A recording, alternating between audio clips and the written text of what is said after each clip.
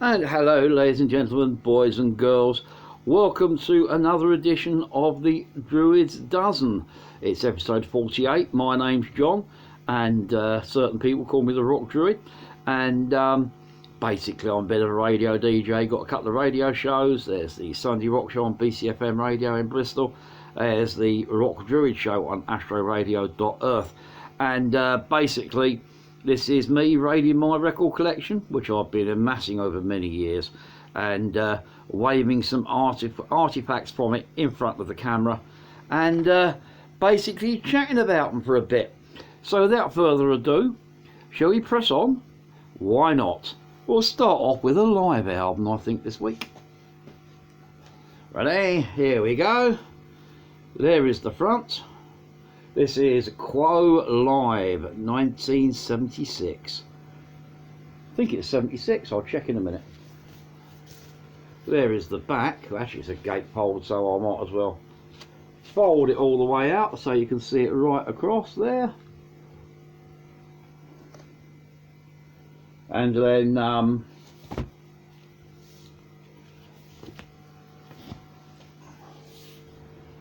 there's the inner gatefold. Various live shots of status quo outside the Glasgow, and the crowd outside the Glasgow Apollo. Oh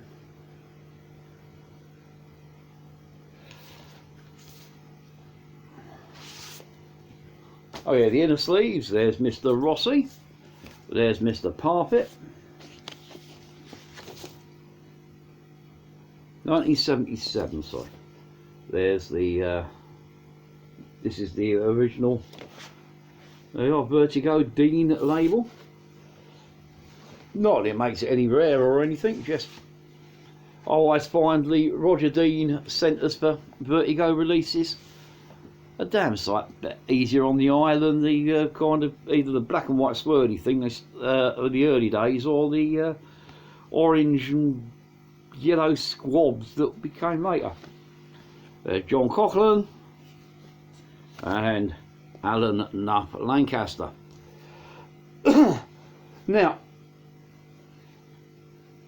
I know that live albums ain't everybody's cup of tea, you know, but I've got to admit I do like a good live album. And believe me, this is a very good live album. I said recorded over a couple of nights at the Glasgow Apollo. When was it? Yeah, the recorded on one night, the 27th. Oh, so 27th, 28th, 29th, 3 consecutive nights at the Glasgow Apollo, 1976. This is a album that represents Quo at their. This is the highest point of Quo's career. I did a whole string of great albums, label change from Pi Records to Vertigo, came in 1972. Whole string of cracking albums, which kind of defined the Quo sound. There was it, Pile Driver, Hello, Quo, On the Level, Blue for You, all amazing albums. On the tour for Blue for You, 3 nights at the Glasgow Apollo. This was recorded. Just makes for one of the seminal live albums, and an album that sums up Quo. The reason why I still, even though they're kind of looked upon as a bit of a cheese band by some circles these days, I still really rate them, especially in the early days. Can't say that now, but I'll come to that in a bit. Anyway, the set on this album is just pretty impressive. This is not a greatest hit play the singles set in this. Although I'm no doubt outtakes from this album would include tracks like Down Down and Paper Plane, because they were doing those tracks live, but right through till the mid 80s when I stopped seeing them. But most of the tracks on here concentrate on some of their more kind of interesting, heavier more kind of serious album tracks rather than the throwaway singles. Opening up with Junior's Wailing, which is a cover of an old Steamhammer number lifted from the Marquette's Greasy Spoon album from 1970. Also from that era, they do a version of In My Chair, an early kind of quite obscure single. But then you got tracks like one of my favourite Quo tracks, Blackwater. Just a pounding riff, never a single, just a pounding. I think I might have been a B-side, actually. Most of the time, the probably the heaviest thing Quo have ever done is There a Better Way from the Blue For You album. Little Lady, most of the time, Roll Over Lay Down, which was a single, the fantastic Big Fat Mama, and then you've got Rain, of course, which was a single off Blue For You. But then you've got, there are 3 points on here that actually kind of bring out what I thought was the best of a great, or back then was a great band. You've got I think a 15-minute live version of 4500 Times. You've got a barnstorming version of the cover of the Chuck Berry number, Bye Bye Johnny. And then on the final cut, the encore number, their version of the Doors' Roadhouse Blues. All 3 tracks are extended and have large sections of them that are just pure improvisation.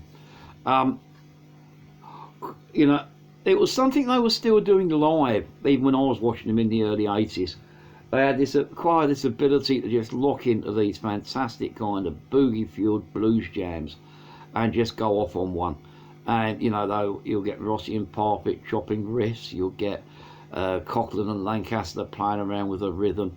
Also uncredited on here is Andy Bound, who had recently kind of joined them as an auxiliary member, although for contractual reasons he didn't actually officially become a member of the band until the early 80s.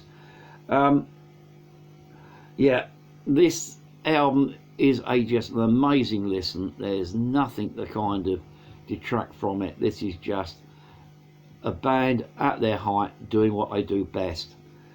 Sadly, to me, this is a bit of a tombstone album because this was their last of their truly great hurrahs. The following 2 albums, studio albums, Rockin' All Over the World, If You Can't Stand the Heat, especially Rockin' All Over the World, were a bit disappointing. They came back to a certain extent with Just Suppose in Never Too Late and Whatever You Want, late 70s, early 80s, but then that's the point the band died.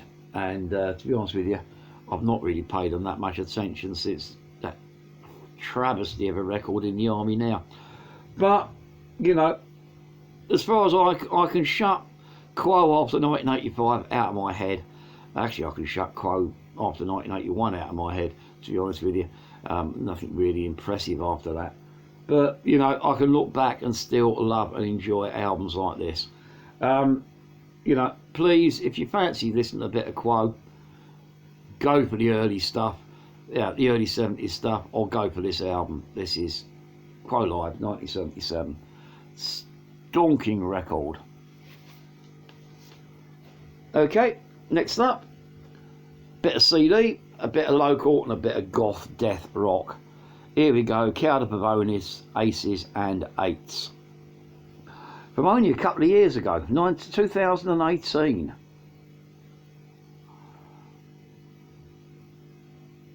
Yeah.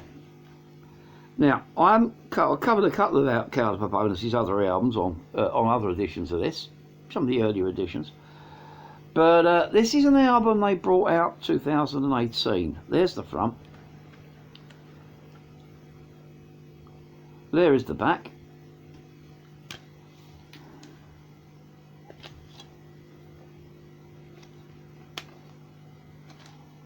There's behind the disc. There is the disc.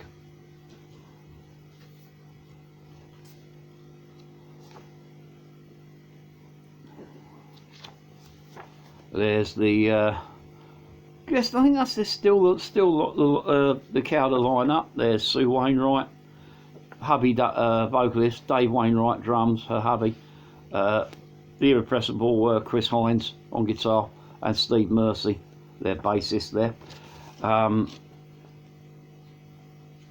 Yeah, and the rest of it's kind of various pictures of the guys in the band.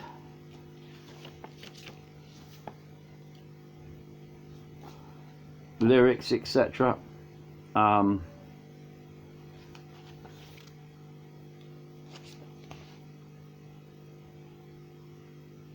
Yeah.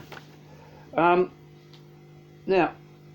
it's the Cauda Pavonis first formed in 1998. So this is their 20th anniversary kind of release, and they decided to go through their back catalogue. There's certain cuts that they either weren't completely satisfied with the way they came out, or unavailable because sort of certain albums are out of press and been deleted and that. So they decided to re-record some of their greatest hits, along with a smattering of 3 brand new tracks. The 3 new tracks, Day of the Dead, City of Ghosts, Aces and Eights, are the 3 original tracks. And then you've got some of their live favourites: Still Dusk, Still Dawn, Blood Kiss, Terror in the Nursery, City of Ghosts, Handman's Tango, I Am a Monster. If you haven't heard Cauda Pavonis, they're kind of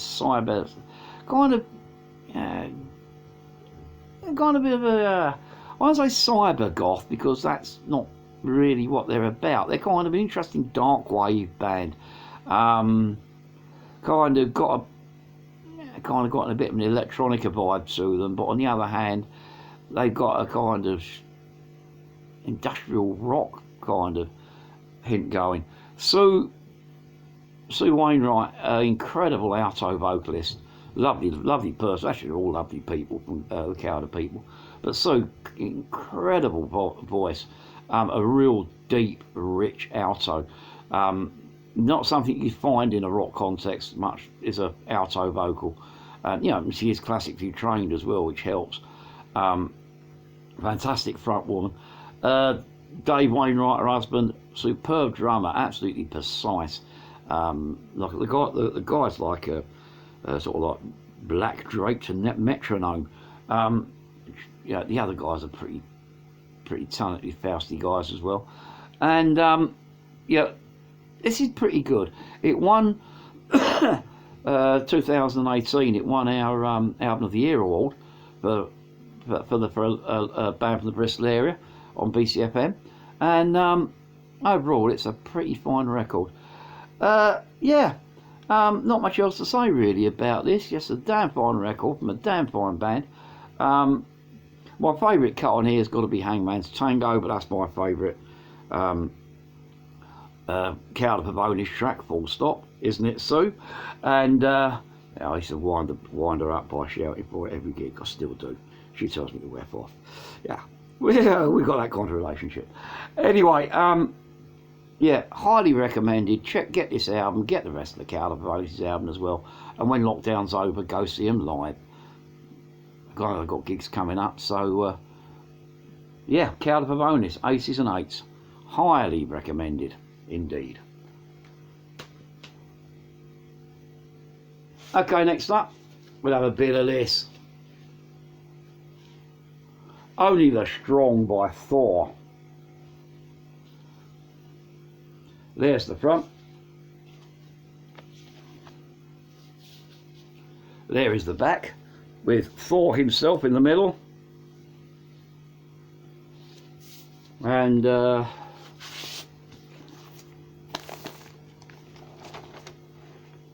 1985 Roadrunner Records.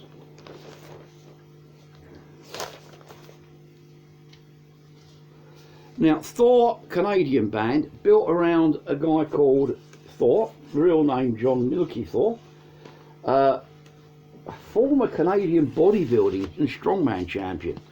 Bit of a metalhead as well. Decided to form the band, and basically they'll turn his band into a kind of live strongman show with a strong metal content. I had the great privilege of seeing these guys live around about the time this album came out, actually. Yeah, their live set normally involved him bending iron bars around his neck.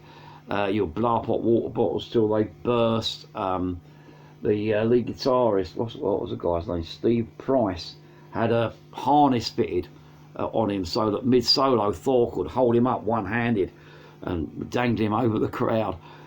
Just very, very entertaining. The songs are very much kind of fantasy metal, tongue-in-cheek stuff.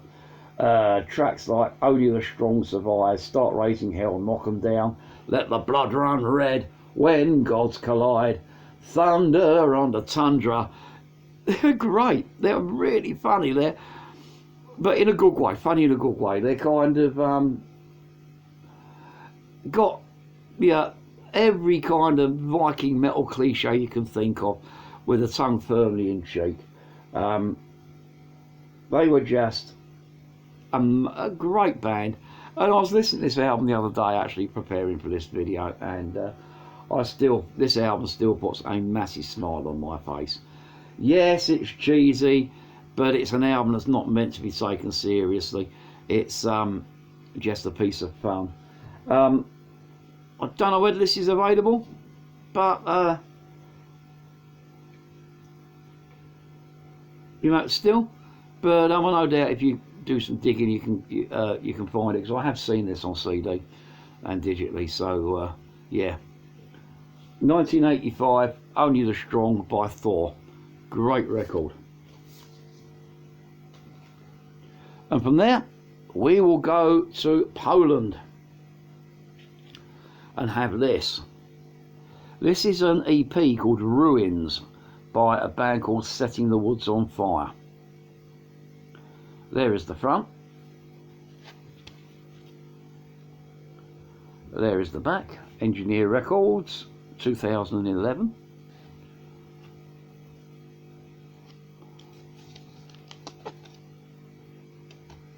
Fold this out. There's nothing behind the disc, and there's the band themselves. The disc is quite interesting. Hold it up like that. You can see it's a one of the old-fashioned 3-inch CD single type things, but mounted in a kind of plastic, not standard CD kind of surround. Never seen anything like that before or since. Unique? I don't know, but makes an interesting little package. Now, onto the music itself. Now, this lot, band out of Warsaw in Poland, kind of post-hardcore-y kind of thing. Kind of, if you can think AFI around about their Silver and Cold album, that era. Is it Silver and Cold? But anyway, the album that Silver and Cold's off around that period. Yeah, they kind of got sort of like a bit grunty, screamy, hardcore elements, but with a little bit of melodic rock thrown in as well. 3-piece band, and it's only a 4-tracker, but every track on here is quite sweet. Again, it's one of these ones that I hadn't played for a couple of years until the other day when I decided to drag it out for this, give it a listen again, and put it on the this video. And overall, it's damn fine. Tracks go Quick Stop, December Decay, 3, 2, 1, Gone, and We're Falling. 3, 2, 1, Gone is probably my favourite cut on here, but they're all pretty sweet. Musicianship is first rate. You got a guy called Karl Koznik on drums, Marcin Buzinak on guitar and vocals, and Dominik Pszczalski on bass vocals and keyboards. 3 finely talented young men that can turn a good tune and make for an interesting little EP. Whatever happened to these, I don't know. This is the only album only thing I've got by them. Looking online, there are a couple of other things released, but both before and after this, but not on Engineer Records, and it was Engineer Records that sent me this as part of a release package a few years ago. But there's nothing been since about 2016, so you know, whether they're still together or not, couldn't tell you. But if you you know, it's still got their Bandcamp pages up, and this is still on it for a quid or two. You can download it yourself and have a listen. So do yourself a favour if you like a bit of post-hardcore. Ruins by Setting the Woods on Fire. Yeah, CD copies may need a bit of digging to find, but I'll say it's still on their Bandcamp page. It's still available. Check it out. And of course on Bandcamp you can stream, you don't have to buy. So I do like Bandcamp, one of my favourite sources for finding new music, you know. Okay. Yeah, we are on this one next. Bit more Heart for you. Yeah, this is Heart's Dog and a Butterfly from 1978. There's the front.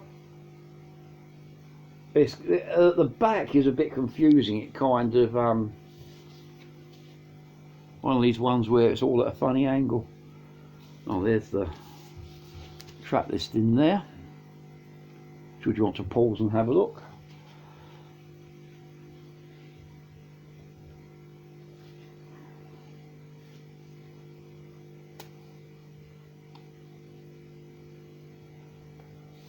An annoyingly unremovable price sticker, $3.99 I paid for this.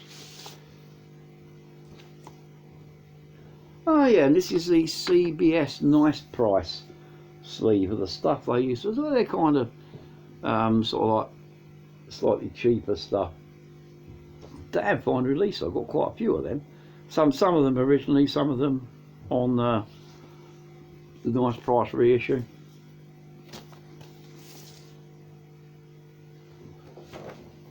But this is on Portrait, so I got this album second hand a few years ago, so I presume this isn't the original in the sleeve. But yeah, now I've mentioned this in the past, and there's no harm in mentioning it again if I can find where this record goes back in the sleeve over there.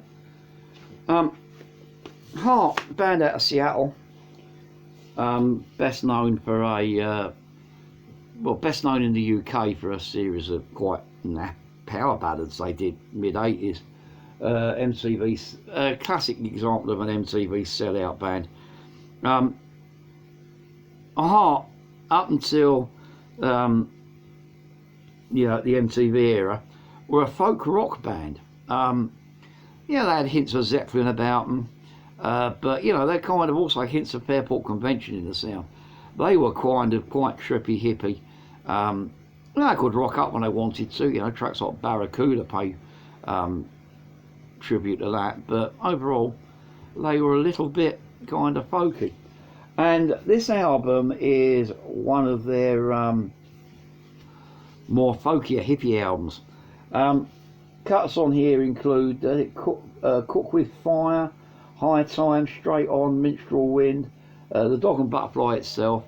It's all kind of very, very kind of sweet. It does rock up and down in places, but you got Nancy Wilson and her sister Anne. Or was it the other way around? Well, one's a guitarist, one's a vocalist. I could never remember which one does what.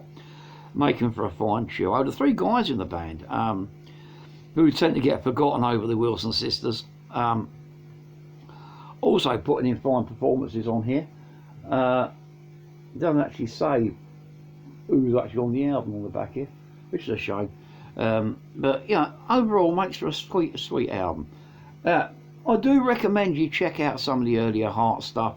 Like I said, they're not a band I really give time of day to after about 1980. I think Passion Works is the last Heart album that I kind of can live with. Anything after that, nah.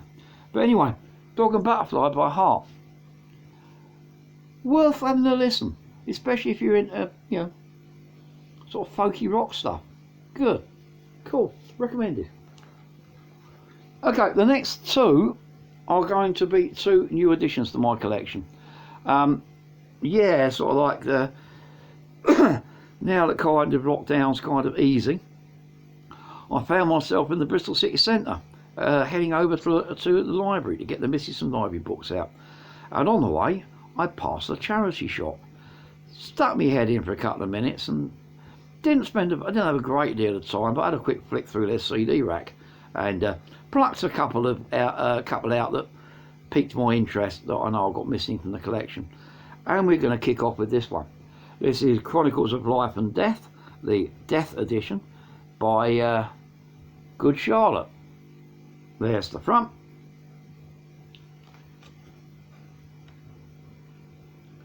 There is the back.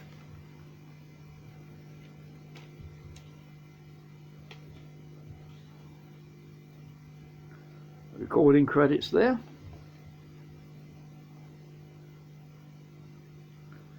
There's the disc itself.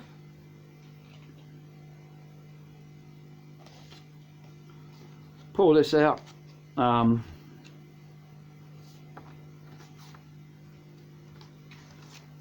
Lyrics, artwork, a small picture of the band, not a big one, just a small one.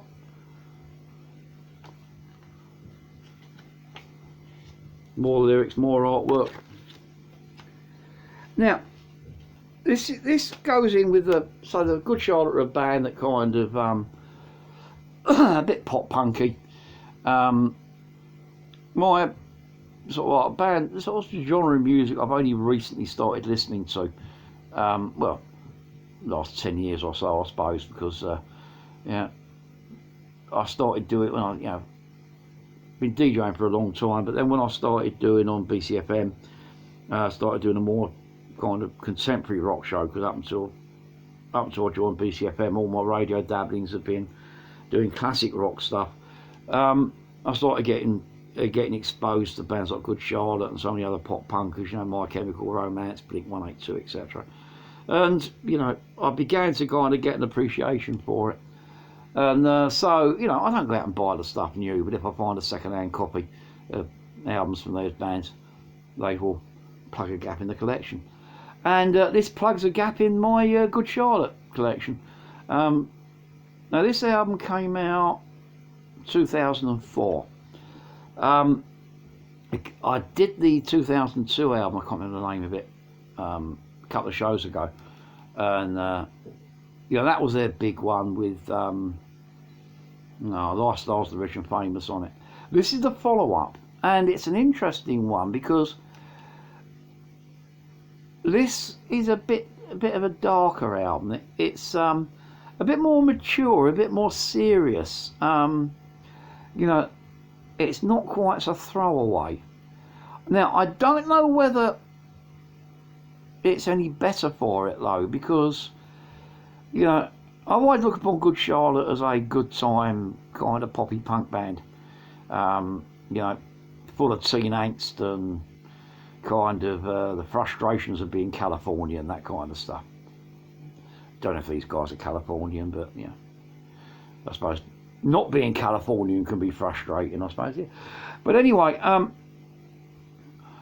this album's a bit darker. If you heard My Chemical Romance's Welcome to the Black Parade, it's more in that vein. It's a bit more, angsty, emo-y type, rather than you just kind of funny skate punk. Maybe they're responding to trends, maybe they're leading trends, I don't know. I wasn't a teenager back in the early 2000s, far from it. My teenage years were in the late 1970s, but but it's not a bad album. Highlights on here include The Battle for Life and Death, the Chronicles for Life and Death, Walk Away maybe, The Truth, The World is Black, In This World, etc. And this album, it's also got lots of hidden features on here. There's if you open it as a storage device rather than an audio CD, you'll find there's a there's a video on here for one of the singles. There's a package of high quality MP3s to save you ripping it. But it does say there copy protected, and believe me, it's not, because I tried and it can be ripped. But you know, there are high quality MP3s on the disc for transferring off, etc. And yeah, it's well interesting kind of package. It's an interesting, well played album.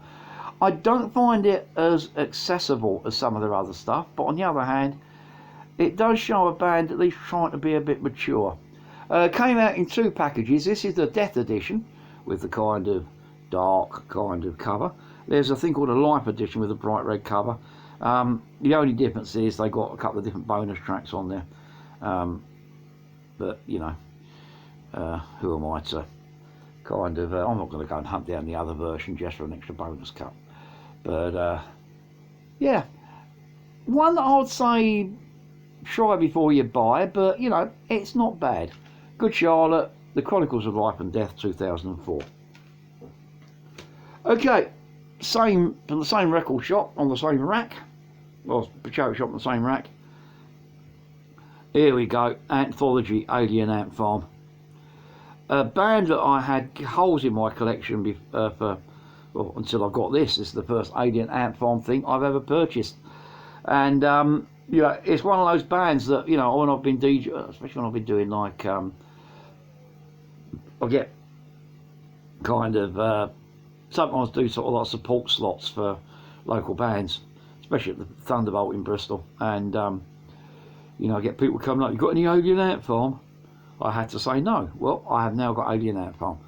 Anthology, it's not an Anthology best of, it's their second album. Came out in 2001. Best known for being the album that contains their version of Michael Jackson's Smooth Criminal, which was a massive hit for the band worldwide, and the track that kind of, you know, took them from being a bunch of US kind of new metal-y hopefuls into kind of international recognition. Yeah, so there's the front. There is the back, Alien Ant Farm, looking aliens and looking at their Alien Ant Farm, and in a barn somewhere, looks like. Yeah. Could do a bit of plaster work on that wall. Anyway, oh, I forgot it's got a knackered jewel case. Came that way. Yeah, 2001. There's the disc.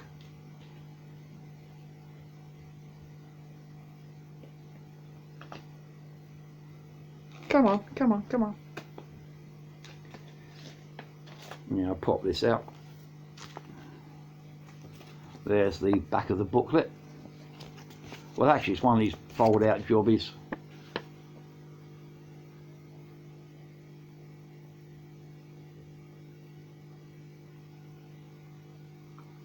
Folds out lustily, and on the across the inner, you've got the lyrics are in the swirly bits that go up and down like a DNA sequence, and the credits are the blocks of text in the middle there. Yeah, Diane Mitchell, singer and acoustic guitar, Terence Cozzo, electric guitar, Ty Zamora, bass and upright bass, vocals and keyboards, and Mike Costco's drums. Yeah, I forgot the guy played a string pig. I can't remember what track he plays it on, but anyway, new metal. If you don't, you know, it's that kind of taking metal and blending a bit of rap into it, and a kind of a bit of a punky attitude, you know, as made famous by Linkin Park, Papa Roach and those kind of bands. Again, it's a genre that I'm only really been discovering over the past few years. You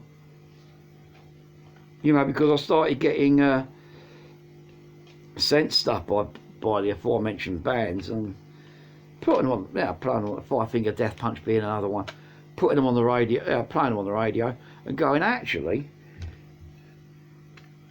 there's a bit of merit to some of this stuff, and you know, beginning to enjoy it. I hadn't really heard much Alien Ant Farm apart from obviously the Smooth Criminal track up until then, but giving this a listen, it's quite enjoyable. It's quite engaging. There's there's there's Flesh and Bones, Sticks and Stones, the aforementioned Smooth Criminal, of course, Movies, which I think was the follow-up single to Smooth Criminal. Well, Wish and Calico are standout tracks. If I had to pick one, it will probably be Movies. But overall, it's quite sweet. It's very engaging. It's very danceable. It's very listenable. They come over as a very likeable bunch of lads on the song, and overall, I dig it. So yeah, I'm gonna have to kind of track down, because they've got about 5 or 6 albums out now in that farm. Band's still going, but track down some more of their stuff, give them a listen, and see whether they was any sort of strength in depth, or were they just one hit wonders. But yeah, 2001 Anthology, Alien Ant Farm. One that's worth, again, try before you buy, listen. Okay. Next up. Here we go. A bit of new over British heavy metal-ish. Heart of Our Time by Demon. There's the front. And there's the back. I notice my cover's got a bit battered on here. Oh, that's a shame. Yeah, there's the back.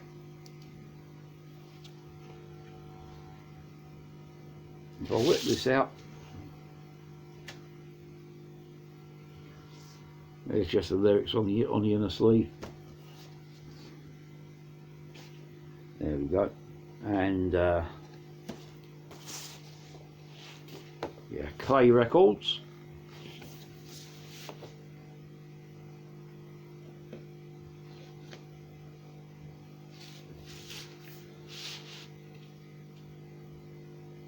And if you look carefully, it's signed. There's Dave Hill, there's Steve Watts, there's John Waterhouse there. Yeah, yeah, signed by the band.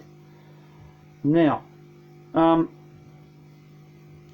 those of you that have seen earlier editions of this will know how much I love Demon.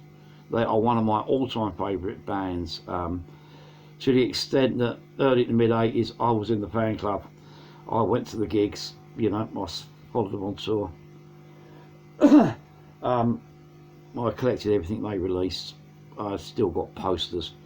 I can remember, you know, when you don't see it as much these days because of legal changes, but you used to get the big flyer posters up on the walls, sort of pasted around town. I spent an hour and a half with a bucket of water soaking a Demon tour poster off a wall once. After the gig had been played, of course. I wasn't going to deprive them a bit of advertising, but I've still got that rolled up somewhere. But anyway,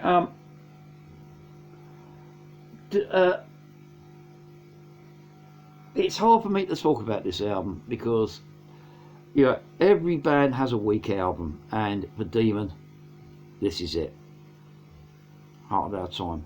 But there are reasons for this album not being quite the classic, you know, because the 2 albums before this, you had The Plague, one of the all-time, well, one of the earliest examples of pure progressive metal, an amazing concept work, looking at the raw underbelly of Thatcher's Britain, written as it happened.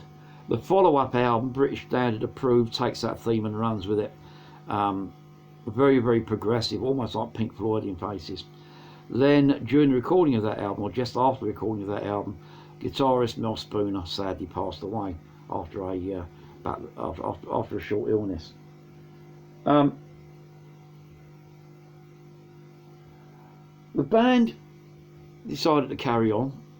I think it was one that interviewed Dave Hill a few years ago, and he said it was one of Mel Spooner's dying wishes, that when he knew he was going, that the band continued without him. And So, yeah, enter John Waterhouse on guitar, and enter Steve Watts as keyboard player. I think Steve Watts did play on British Standard Approved. Yes, I think he did. But anyway, those two guys joined, and and they started to write and record this. This album came out in 1985. Now, Mel Spooner was the key songwriter with Dave Hill, and you know, sometimes it can be hard if you've got a long established, and they've written sort of 4 albums together. If you've got a long-term songwriting partner you've worked with, I've known it in bands that I've been in. Actually, Lane and Station, it's like a bit like this at the moment. John Gould, our guitarist for 10 years, has stepped down from the band. Got a new guy in, very good guitarist, but we were starting to write together, but then the COVID thing kind of put everything on hiatus. So, yeah, but we're still trying to reform that songwriting partnership that I had with John Gould. And it's like that's with this. It's tentative. That it's not quite a great Demon album.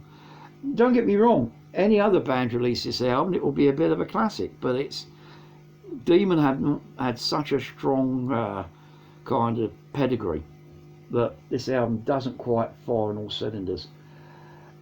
It's got its moments. Don't get me wrong. Crossfire, which was one of the heavier tracks on here, is a bit of a kind of part of their live set. It was for a good few years after this album came out, as was the title track Heart of Our Time. Other parts like Grown Ups, etc., they're good songs, but they're not quite there, you know. However, the one thing that makes this album worth listening to is Expressing the Heart. A slow kind of almost like power ballad.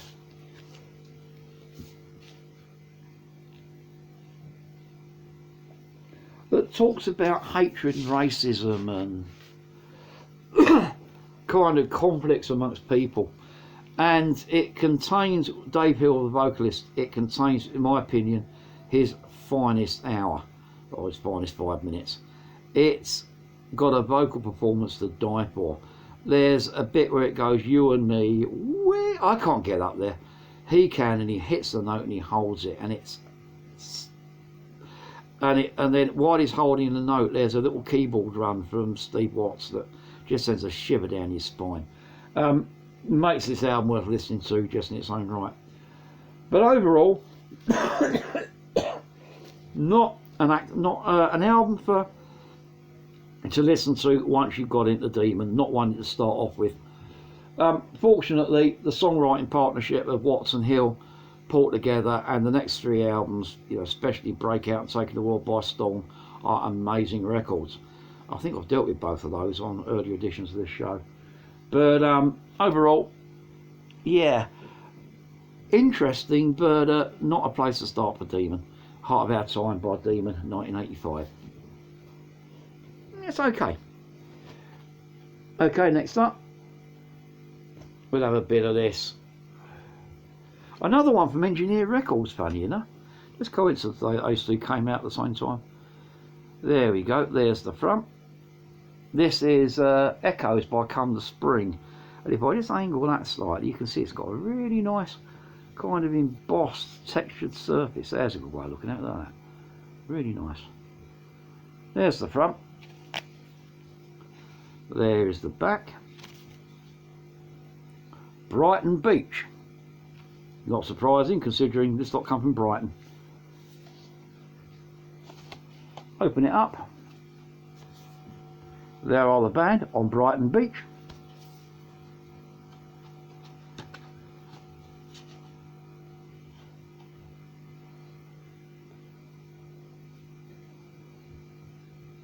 There's the disc. Again, that lovely swirly pattern on it. Now, this lot are a 5-piece sort of like post-rock, bit alt-rock maybe kind of outfit.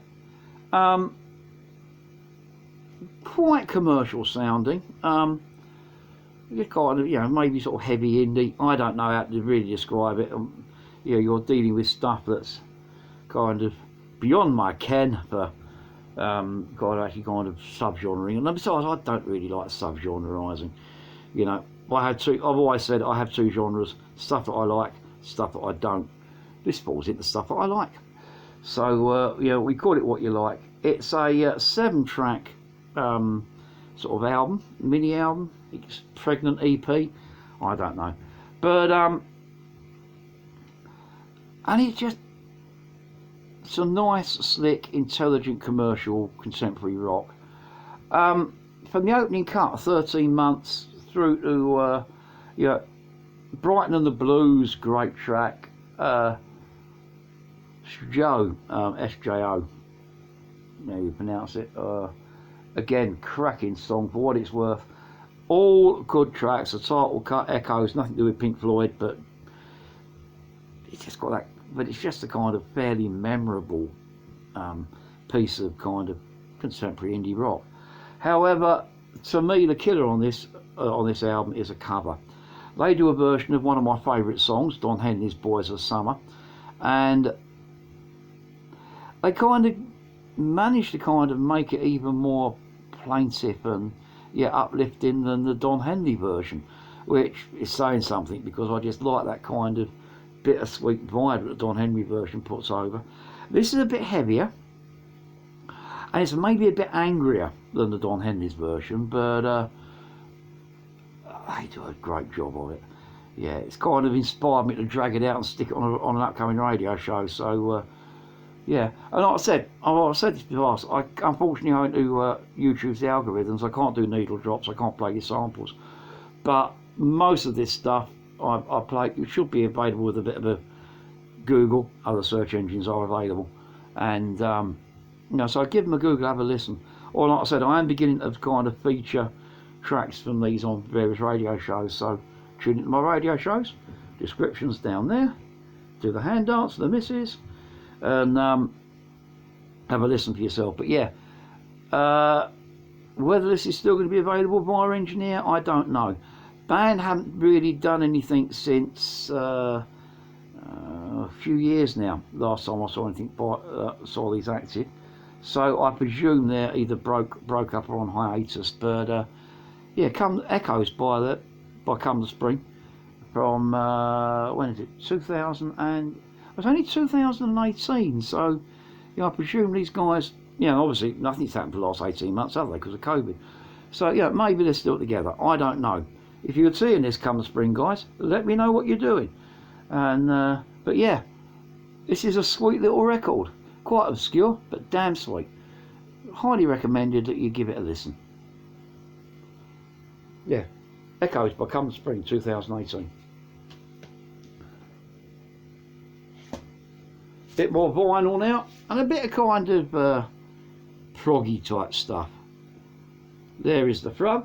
This is Ring of Changes by Barclay James Harvest, and this is, I want to say 1983, but I shall have a look because I can't see exactly where it's on here. You know, there's the front.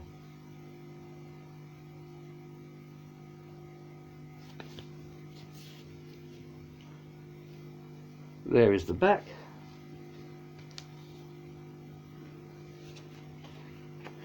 Open this up, you've got a hole in the middle, and there's the lyrics. Little atom logo there. Slide this out. No, was right, 1983. There's the disc there and there. Yeah, now Barclay James Harvest, classic English kind of prog rock band, but we're not talking Van der Graaf, Generator, King Crimson type prog. This lot are firmly in the same category as Moody Blues and Supertramp, etc. Maybe a bit of ELO. it's quite commercial, it's quite popular, and poppy, not popular, quite poppy, quite commercial, and quite accessible. You know, there's with Barclay James Harvest records, there's okay, they do knock out some 7-8 minute tracks, but you know, they're quite pleasant 7-8 minute tracks. There's no kind of John Anderson-esque kind of inaccessible vocals, or kind of trying to be too clever for own good, sort of like multiple key and time changes that kind of belong in jazz rather than rock. Overall, I like this. The band that I've only recently started listening to. I did a live album on this channel a few months ago now, and the missus said, you should really listen to more of their stuff. And I had this on vinyl. This has been sitting in my racks for a few years now. Again, charity shop find. And but then sort of like she persuaded me to kind of download a couple of other albums, and been quite digging them. This album, I'll admit, compared with some of their early 70s stuff, is a little bit more poppy, if you can get more poppy than some of their early 70s stuff. Definitely more commercial, but on the other hand, it's not kind of unlistenable. You got tracks in here like Teenage Heart, which is very sweet little song. It's kind of a teenage love song kind of thing. Looking from the outside, I'm a 50s child. Songs about mainly it seems to be about songs about ringing changes, growing up, coming of age, etc. But looking back at the kind of your teenage years from an adult perspective, making it a sort of concept work.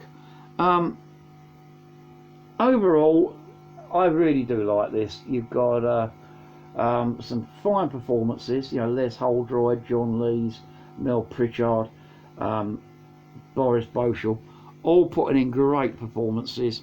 The production is I can't think who produced it. Oh, Pip Williams, the guy that did some of Quo's more disappointing albums. But anyway, Pip Williams, although he may have screwed up a few Quo albums, has done all pretty good with this one. Lovely use of the New World Philharmonic Orchestra as well thrown in, giving it a bit of a kind of orchestral backing. Makes for a good listen. Whether I'd recommend that people that hadn't experienced Barclay James Harvest would start with this one, I don't know. I would personally say try some of their 70s stuff and then move on to this one once you've got your ear around them. But overall,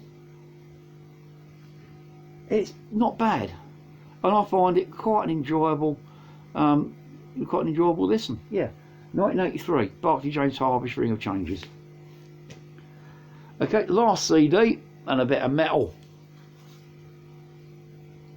Here we are. This is Never Forever by Never Forever.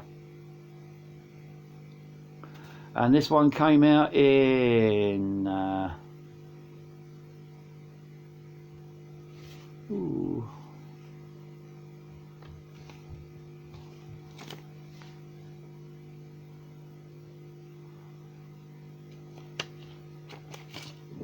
it's got to be early 2000s. Anyway, there's the sorry, this wrong way around. There's the back of the disc. There's the disc itself. Sorry, the inlay tray, not the disc.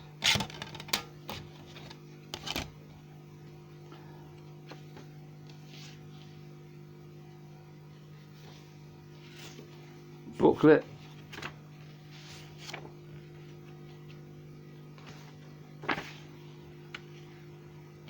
Lyrics and artwork. Quite good artwork on this actually.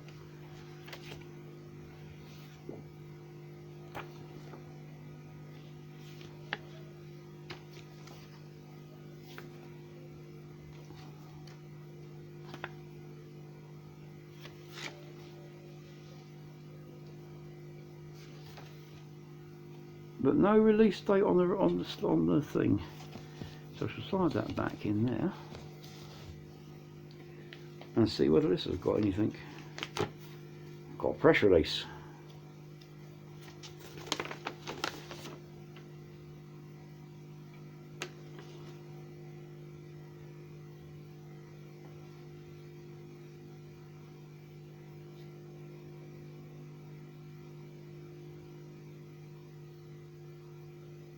2009 originally, but this is a remix and reissue. From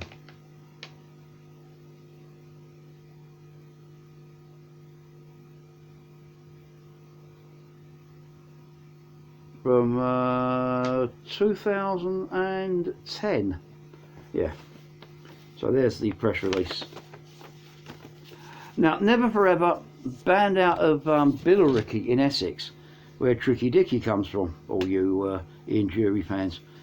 And kind of along with bands like Sacred Mother Tongue, The More I See, Cinders Fall, were part of that kind of sort of 2000s kind of British metal kind of scene that was going on. And I quite like this lot. Never got around to seeing them live, but I do possess a few of their albums. So this is a 2012 reissue of their 2009 second album. Pretty good stuff. Yeah, I say, if you think kind of along the lines of bands like Sacred Mother Tongue, Last Stop Chinatown, etc., you'll know roughly where these guys are coming from. You know, if you want to sort of something a bit more American, maybe Killswitch Engage, those kind of bands. Very, very accessible. Very, very good. Highlights on this for me include Send Me a Sign, the art of self-denial, No More Tomorrows, Break the Trend, Lost Forever. All pretty good stuff. They're, you know, these guys can play. It's some great slice of contemporary metal. It's you know, it shreds, it whittles, it bludgeons, it grinds. The vocals range from death grunts to piercing castration screams. And yeah, overall pretty good. On here you got so this is the bonus reissue bonus edition with unreleased tracks, and again a couple of videos chucked on should you ever want to fire this into a DVD player. Yeah, so I've got a couple of other albums by Never Forever, and I do like what I hear.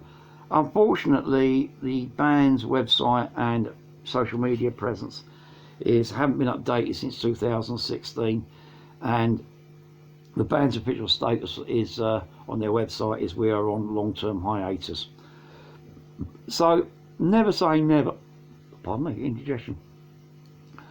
Never saying never. You know, there's every chance these guys could be back and in a venue near you at some point, and I do hope so, because they're one of these bands that I never got to see. I liked. I played them on the radio a fair bit back at the time, but never got around to seeing live, and I'd love to have caught these guys, so maybe one day I'll be lucky.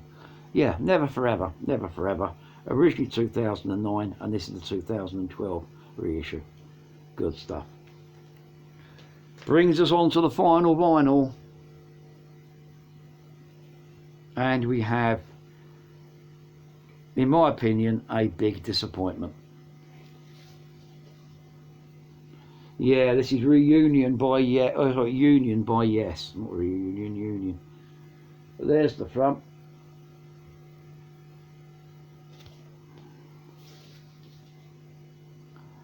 There's the back.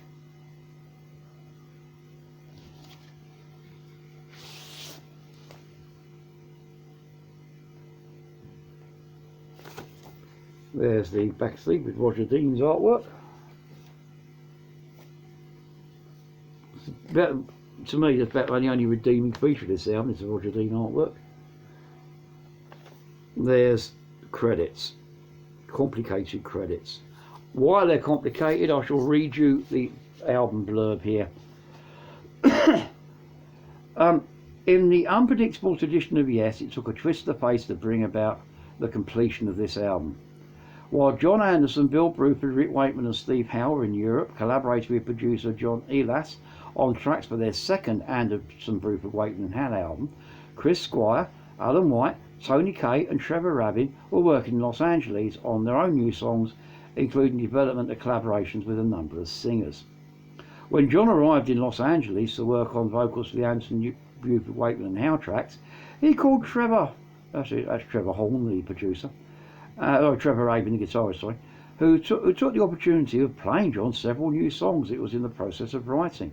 When John heard the music, he immediately felt he wanted to be part of it and suggested he could add his vocals to the songs. Trevor, in turn, realised that John's unique vocal style was just what the music needed. John also heard some of the music that Chris, Tony and Alan had been working on with producer Eddie Alford, and added his vocals to this also. This new spirit of harmony was the only logical that Chris add his distinctive vocals to the Anderson, Bruford, Wakeman and Howe tracks, by which then had been completed by Bill, Rick and Steve. Naturally it followed that in the light of this, all the ideas and action they should aim to do one album of enormous effort and creation, a union. Absolute bollocks. Yeah. Basically, reading between the lines of that, yes, we're trying to follow up with Big Generator and getting nowhere. Anderson, Bruford, Wakeman and Howe were trying to follow up their eponymous debut album and getting nowhere. And someone at BGM Records decided, hey, let's pull these two failing projects together and try and get a coherent album out of it. It fails miserably. This album is a mess. It's a mess of ideas. You have two completely different bands putting in two completely different directions, with only really John Anderson's vocal kind of trying to pin the whole lot together. You know, it was written apart. It sounds like it was written on different planets, let alone in different countries. The production is the mixture of the Eddie Alford and John Ealer's production. It sounds like, you know, someone's just taken a couple of demo tapes and banged them together for completion. It's a mess. Some of the songs is all right, but you know, Shock to the System is okay. The more we let's have a look. Danger, Looking for the Light of What You're Searching For, Even Song, Take the Water to the Mountain. They're passable songs, but you know, they're kind of thrown together in a hodgepodge way and banged on an album that's an incoherent mess. I hadn't played this album for years and years. When it's come out, 1991, and it's got to be not long after this since I last played this album, until a couple of days ago, and I played it. Well, I did make myself sit all the way through it, but believe me, it was not a pleasant experience. Yeah, I can be a bit down on Yes, you know, being pompous. I can be a bit down, you know, but there again, I can also praise Yes for having some moments of brilliance. But this is a turgid mess that, you know, should have been strangled at birth. I would not recommend this one to my worst enemy. Union by Yes. Avoid like the plague. I thought I'd end on a downbeat note this week. So that's this week's selection. Remember, if you like what you hear, just chuck us a like, chuck us a comment. It just helps YouTube go, oh, people are listening to that, or people are responding to that. I'll tell other people about it, you know. And I'm not after making money for this album, for this vlog. This is just me wanting to share my love of music with friends, and initially, ideally with a few friends, but yeah, I'm making new friends doing it as well. So hope you enjoyed that. Links to the radio, do the hand dance for the missus. Links to the radio show down there on YouTube, over there on Facebook. Da da da da da da da da da da. Bum bum. And yeah, like, share, subscribe, do what you want to do. And if, yeah, let me know if you've got any your experience with the albums. Was I being too harsh on Union by Yes? I don't think so, but you know, tell me why I should actually sort of give it a reappraisal. Please do. But anyway, until then, until next week, I'm out of here. Bye.